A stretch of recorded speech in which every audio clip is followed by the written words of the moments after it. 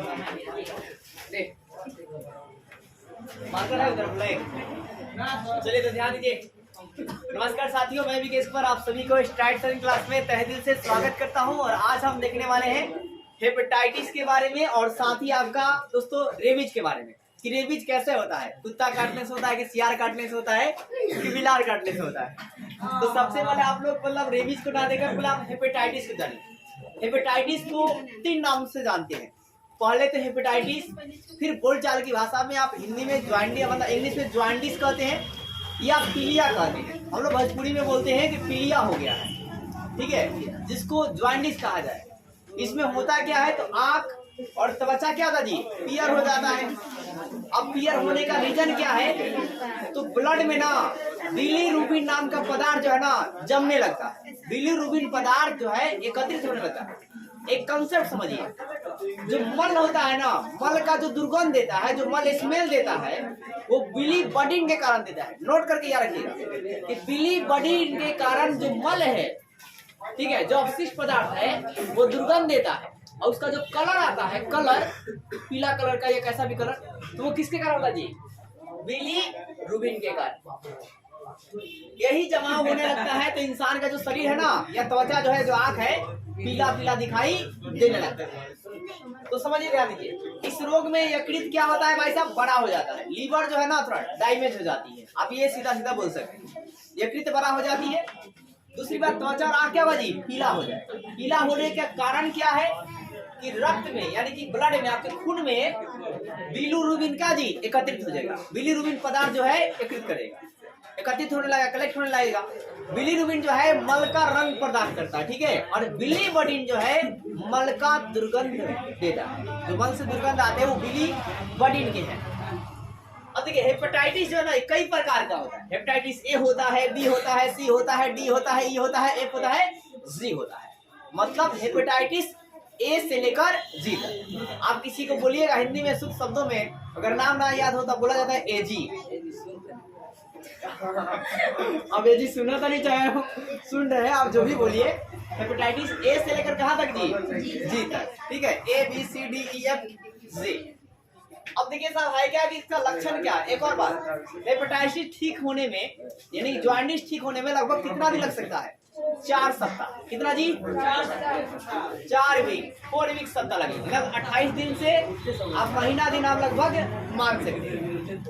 फिर बात करते हैं इसका लक्षण क्या है। तो सिर दर्द, भाई साहब हर बीमारी में लगभग सिर दर्द, हल्का बुखार भी, ज्वाइंटिस यानी कि त्वचा पीला हो जाएगा और गहरे रंग का यूरिन हो जाएगा। यूरिन कैसा हो जाएगा साहब, गहरे रंग।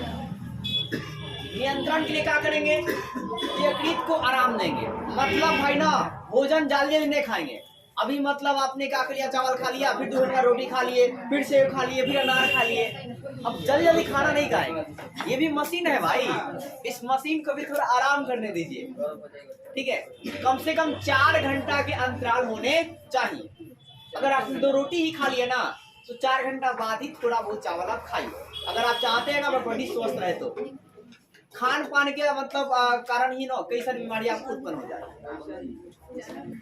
कार्बोहाइड्रेट वाला जो भी भोजन होगा हल्का लेंगे, जैसे आलू को हल्का खाएंगे, दबा के नहीं खाएंगे।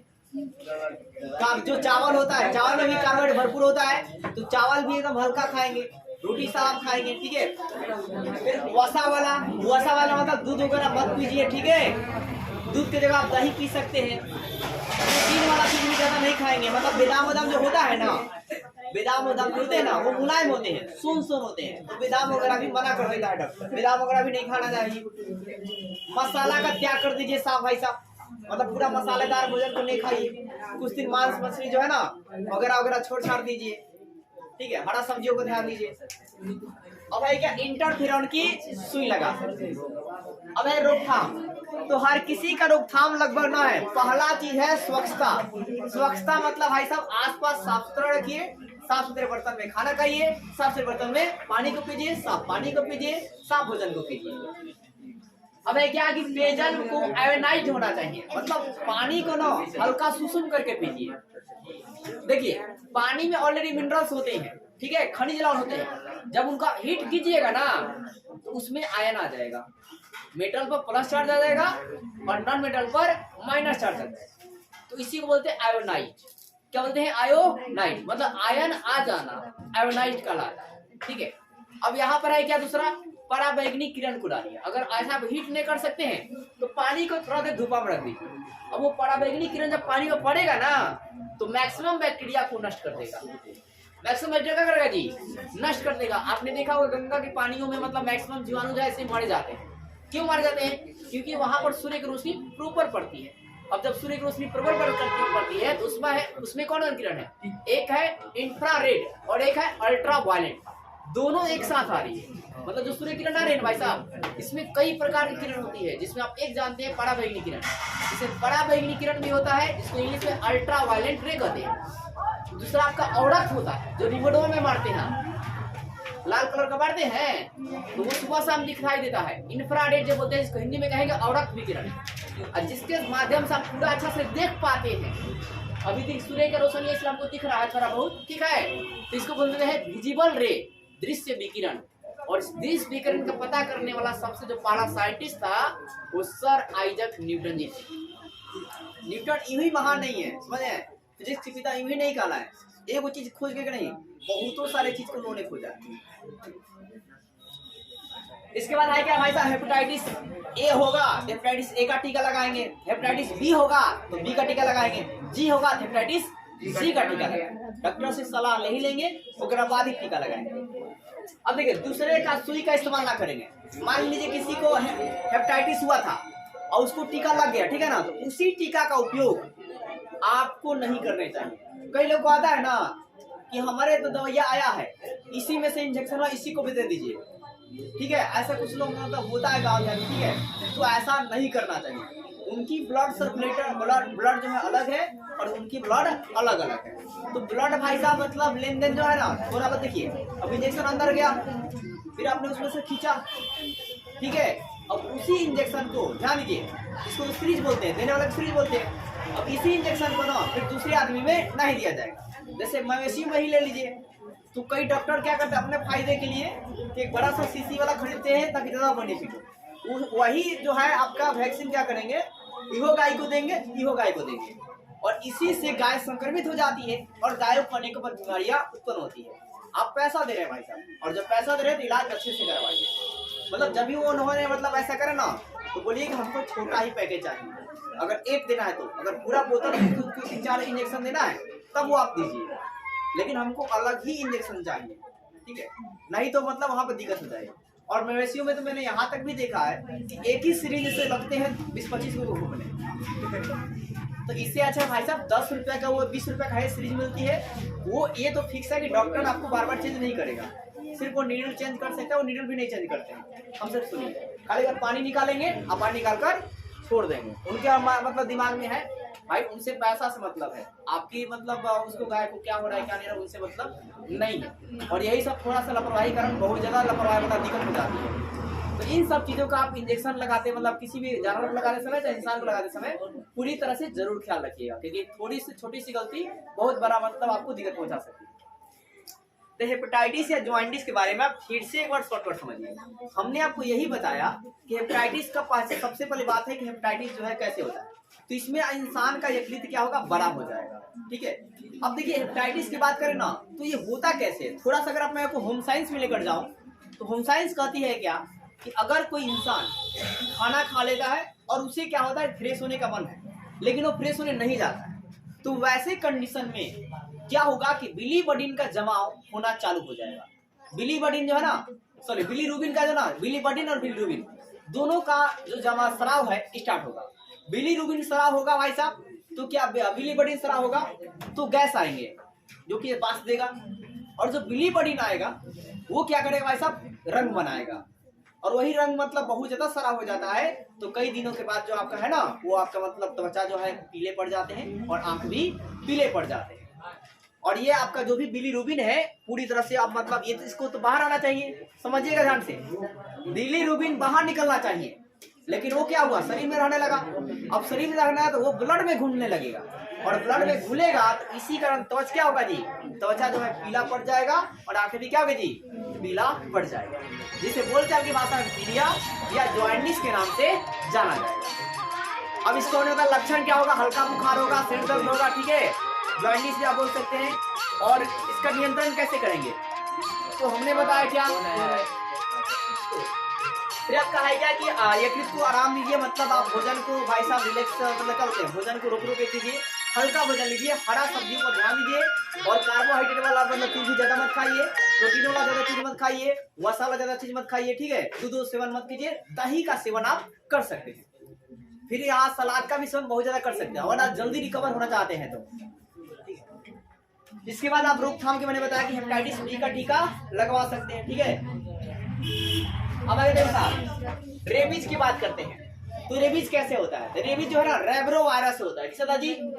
रेब्रो वायरस से होता है। रेबीज कैसे होता है? रेब्रो वायरस। ये किससे होगा भाई साहब? ये कुत्ता, सियार, ठीक है, गिलहरी, चमगादड़, ठीक है, बंदर इत्यादि के काटने से होता है।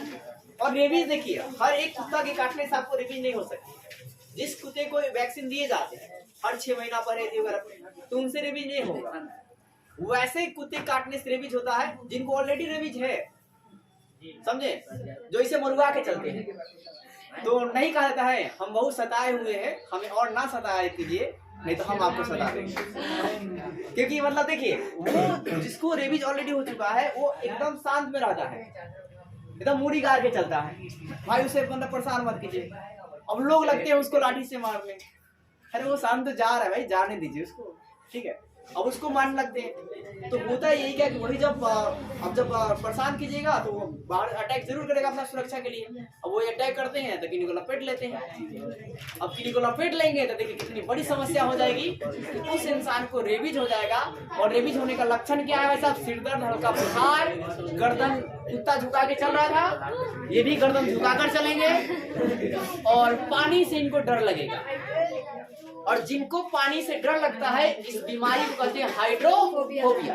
और जो भी पदार्थ, सुनिएगा जरा ध्यान से, दूसरा वर्ड है, जो पदार्थ पानी से नफरत करता है उसे हाइड्रोफोबिक कहते हैं। उसे क्या बोलते हैं? हाइड्रोफोबिक। और जो पदार्थ पानी से प्रेम करता है उसे हाइड्रोफिलिक कहते हैं। थोड़ा सा शब्दों का अंतर है। हाइड्रोफिलिक मतलब पानी से प्रेम करना, हाइड्रोफोबिक मतलब पानी से नफरत करना। फोबिक का मतलब होता है डरना, अब फिलिक का मतलब होता है फील हुई तबे न प्रेम होई, समझे क्या? यहाँ पर प्रेम होता है। अब आगे देखिए, यहाँ पर हमने बताया कि भाई साहब पानी से डर लगेगा उसे क्या होगा? हाइड्रोफोबिया। अब ट्रीटमेंट क्या है, नियंत्रण क्या है, रोकथाम क्या कीजिए भाई साहब? सबसे पहले बात देखिए, अगर आप चाहते हैं अच्छे से इलाज हो, अगर किसी ने काट लिया है तो जहाँ पे कटा है ना वहाँ साबुन वाश कीजिए। एक और बात, अपने हाथों में जल्दी से कुछ भी लगा लीजिए, ठीक है, प्लास्टिक भी लगा लीजिए कम से कम, समझ रहे हैं? 5 के जिला प्लास्टिक भी कम से कम मान लीजिए यहाँ से यहाँ तक। और उसके बाद इस तरह साबुन पकड़िए और उसके हाथ को ऐसे ऐसे मालिश कीजिए, मतलब साबुन को उस पर गलाने का प्रयास कीजिए। कुछ बैक्टीरिया जो है, कुछ जीवाणु जो वायरस है वो डिस्ट्रॉय हो जाएंगे साबुन में जो एल्कोहल है उसके मात्रा से, ठीक है। अब कई लोग जानते क्या करेंगे, बोलेंगे एल्कोहल लेना चाहिए, चलिए आपको डिटॉल मार देते हैं। भाई साहब डिटॉल किसी भी कीमत पे नहीं मारना। आप डिटॉल मारेंगे ऊपर की बैक्टीरिया मरेगा, अंदर का अंदर और चलते चला जाएगा।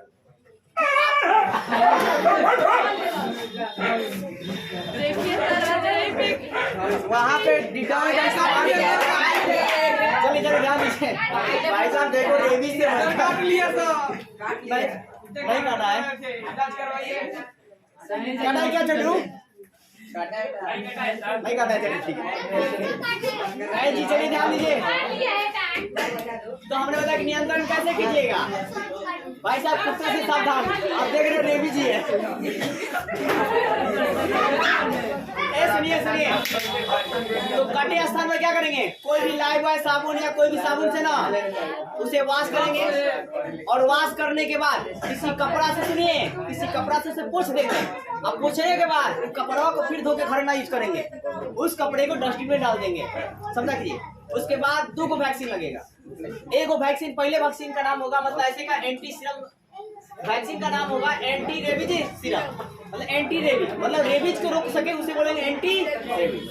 हालांकि अभी पूर्ण रूप से बना नहीं है रेबीज का, लेकिन फिर भी थोड़ा बहुत कारगर होगा। अगर पूरा तरह से आपको रेबीज हो गया ना तो भाई साहब मरना संभव है। इसलिए रेबीज होने से पहले ही सब दवाई एंटी रेबीज वगैरह सब लगा लेंगे, समझे। तो एंटी रेबीज सीरम लगाएगा, 2 दवाई चलेगी। पहली दवाई होगी भाई साहब क्या जी, पाश्चर टीका। पाश्चर टीका इसलिए नाम पड़ा हुआ है क्योंकि रेबीज के पहले खोज करने वाला वैज्ञानिक का नाम जो था वो लुई पाश्चर। क्या नाम है जी, लुई पाश्चर। और रेबीज के टीका इन्होंने कब खोजा था तो 1885 में। कब खोजा जी, 1885। फिर मैंने एक और बताया था कि सिर्फ टीका का श्रेय किनको जाता तो किसको जाता जी, एडवर्ड जेनर। एडवर्ड क्या जी, जेनर को जाता है। ठीक है, ये आपसे पूछा जाएगा कि सबसे पहले जो टीका बनाए थे कौन बनाए थे, तो एडवर्ड जेनर। और किसका बनाया था, चेचक जी, चेचक का बनाया था। कहाँ से बनाए थे, काउ पॉक्स से, मतलब गायों से निकाले थे। ठीक है, अब यहाँ पर देखिए ह्यूमन डिप्लॉयड सेल। अब देखिए साहब, जो पहली दवाई है ना पाश्चर टीका, ये 14 को पेट में हो पाएगा अगर रेबीज हो गया तो। और ह्यूमन डिप्लॉयड जो सेल है ये 5 को बाह में, बाजू में या जांघे में लगेगी। और आप कहेंगे भाई साहब डॉक्टर की सलाह से दवा ले, अपने मन से जाकर किसी दुकानदार से दवा न खरीदे। दुकानदार लोगों को उतना पता नहीं होता है जितना कि डॉक्टर के बारे में पता है। दुकानदार वाले मैक्सिमम आजकल सिर्फ प्रैक्टिस डिपेंड है, न कि नॉलेजेबल है, मतलब नहीं उनको जानकारी नहीं है, उनको प्रैक्टिस करते करते आदत हो गई भाई साहब। आजकल अपने मार्केट में जितने भी देखेंगे कोई भी फार्मा डिग्री के नहीं है, विदाउट फार्मा डिग्री डायरेक्ट उतरे हुए हैं। यही आप यूपी और बिहार के 2 शहरों को छोड़ दीजिएगा भैया, मतलब टाउन में ही आप जाइएगा तो बिना फार्मा डिग्री के आप चिकित्सक को नहीं खोल सकते, आप मतलब दवा कोई भी नहीं बेच सकते हैं।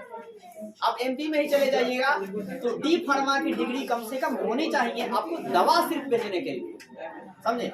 और वो जो दवा होगा ना, जैसे नहीं होता है कि देखिए ये लोग लहाते हैं, मतलब कई लोग अब शुरू में जो नया दुकान खोलते हैं ना लहाते हैं, कौन दवा लह जाता और उसके अकॉर्डिंग चलाते हैं और वही चीजें दिक्कत होती है। इसलिए बार बार चाहते हैं डॉक्टर की सलाह से ही दवा चलाइए, समझे। अब देखिए नोट, रेबीज टीका की खोज कब हुई, लुई पाश्चर ने किया कब, 1885। एक और बात देखिए, रेबीज को भी बारे में लोगों को बताने के लिए कि भाई साहब शंकर पुता को नेम मारिए नहीं तो वो समझ जाएगा तो दिक्कत हो जाएगी। तो रेबीज दिवस मनाते हैं कब, 28 सितंबर। कब मनाते हैं जी, 28 सितंबर को मनाया जाता है। तो इसी के साथ आप एक और दोस्तों, आप जो वीडियो में चार्ट देख रहे हैं, इस चार्ट को याद रखेंगे कि कौन सा रोग वायरस से होता है, कौन सा बैक्टीरिया से, कौन सा प्रोटोजोआ से होता है और कौन सा फंगस से होता है। इस चार्ट को याद कर लीजिए क्योंकि कॉम्पिटिटिव में बहुत ज्यादा पूछे जाते हैं कि निम्नलिखित में कौन सा आपका है क्या बैक्टीरिया से होने वाला रोग है। तो जैसे मैंने आपको बैक्टीरिया से पढ़ाया था कि जैसे टाइफाइड, टाइफाइड किससे होता है, साल्मोनेला टाइफी जीवाणु से होता है। जीवाणु मतलब बैक्टीरिया से होता है। तो उम्मीद करता हूँ दोस्तों आपको वीडियो अच्छी लगी होगी। वीडियो को लाइक कीजिए, चैनल सब्सक्राइब कीजिए।